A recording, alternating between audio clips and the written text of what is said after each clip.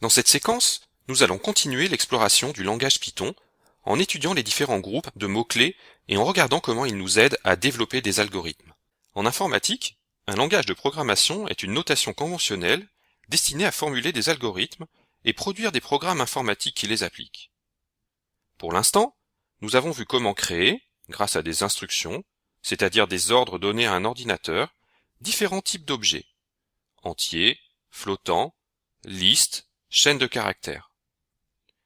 Nous avons vu qu'il existait des méthodes associées à chacun de ces objets, par exemple la méthode upper pour une chaîne de caractères. Nous avons listé un ensemble d'opérateurs qui agissent entre ces objets. Par exemple, l'opérateur de concaténation entre deux chaînes. Nous avons vu comment référencer ces objets par des variables.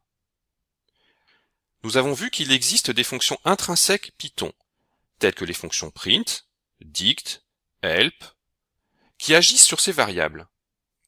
Il en existe près de 200 et nous les découvrirons peu à peu dans la suite de ce cours. On sait aussi qu'il existe des mots-clés réservés. Ces mots-clés, qui sont au nombre de 31 et fonctionnent souvent par groupe, correspondent à des instructions élémentaires permettant de développer des algorithmes. Nous allons poursuivre l'exploration de Python en étudiant quelques-uns de ces groupes de mots-clés. Voici une présentation générale de ces mots-clés par thème. Chacun de ces thèmes va faire l'objet d'une des prochaines leçons. Voici par exemple les mots-clés permettant de réaliser des boucles dans un algorithme. Voici les mots-clés permettant de réaliser des tests, et donc, dans un algorithme, d'envisager différents branchements. Nous avons dit dès le début de ce cours que Python pouvait être enrichi par de nombreux modules, tels que les modules graphiques ou mathématiques. Voici les mots-clés permettant d'importer et d'utiliser ces modules. Pendant l'exécution d'un programme informatique, il peut survenir des événements exceptionnels. Par exemple, le programme ne trouve pas le fichier dont il doit lire le contenu, une division par zéro, qui risque de provoquer l'arrêt brutal du programme.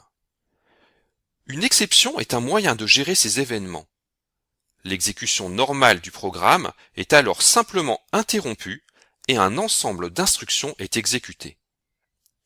Voici les mots-clés qui permettent de mettre en place des exceptions.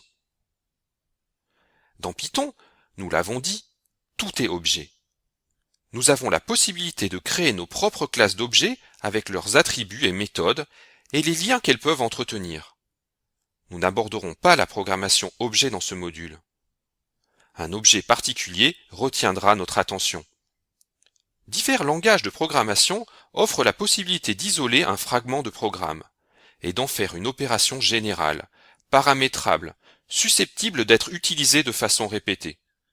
Ces fragments sont généralement appelés fonctions. Dans Python, les fonctions sont également des objets. Voici les mots-clés correspondant aux opérateurs logiques entre booléens. Il n'y aura pas de leçon spécifique sur ces mots-clés. Voici les mots-clés correspondant à quelques opérateurs ou fonctions sur les objets. La fonction del qui permet de supprimer un objet. Le mot-clé in que nous verrons à l'occasion des boucles. Le mot-clé is que nous avons déjà introduit et qui permet de comparer les identités, c'est-à-dire les adresses mémoire de deux objets.